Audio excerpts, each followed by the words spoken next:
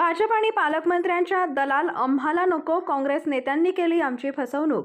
काँग्रेसची विचारधारा देखील बीजेपी सारखी झाली का? विज्ञान माने यांचा घणाघात सवाल. काँग्रेसची विचारधारा ही भाजपसारखी झाली आहे का, असा प्रश्न विज्ञान माने यांनी केलाय. भाजपचा आणि पालकमंत्र्यांचा दलाल आम्हाला मान्य नाही.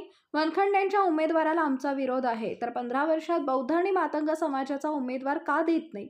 तर काँग्रेसच्या निष्ठावंताला उमेदवारी न देता हयात उमेदवार का दिला आहे? आम्हाला काँग्रेसच्या नेत्यांनी फसवलंय. वनखंडे यांना उमेदवारी दिल्यास बंडखोरी करणार असल्याचा इशारा विज्ञान माने यांनी दिलाय. तर अनेक घणाघात त्यांनी काँग्रेस आणि वनखंडे यांच्यावर केलाय. हे मिरजकर जनता कुठेही ऍक्सेप्ट करून घेणार नाही.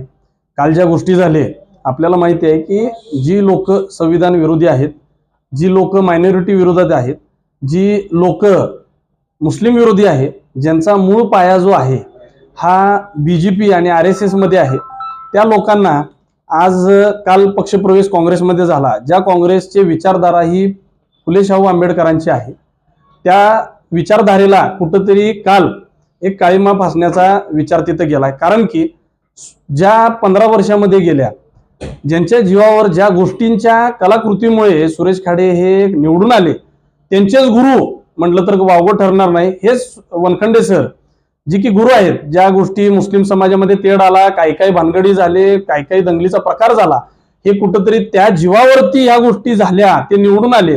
आज त्याच विचारसरणीचा माणूस तो जबरदस्ती कुठंतरी काँग्रेसमध्ये आता पक्षप्रवेश येऊन अशा माणसाला जनतेमध्ये तुम्ही लादणार आहात का? एखाद्या विशिष्ट समाजाला म्हणजे कुठल्या तरी बौद्ध समाज, मातंग समाज, मुस्लिम समाजाला कुठंतरी ग्राह्य न धरता या गोष्टी तुम्ही करणार आहात का? अल्पसंख्याक समाजाला तुम्ही अंगावर घेणार आहात का?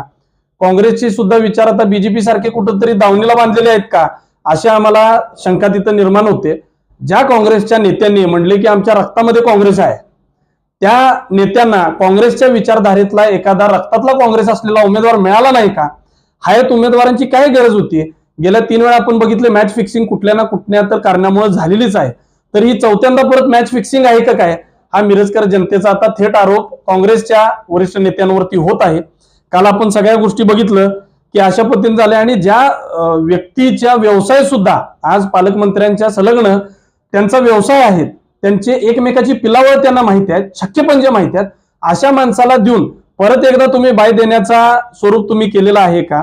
तर असं तुम्ही करू नये. जिथं म्हणजे अडचणीत आहे, जिथं संविधान तुम्ही लोकसभेला असू दे, विधानसभेला असू दे, संविधान वाचवायचं आहे, संविधानाच्या मोठ्या मोठ्या पोळका तुम्ही तिथं मारता आणि ही लोक जी RSS ची अजेंडावाली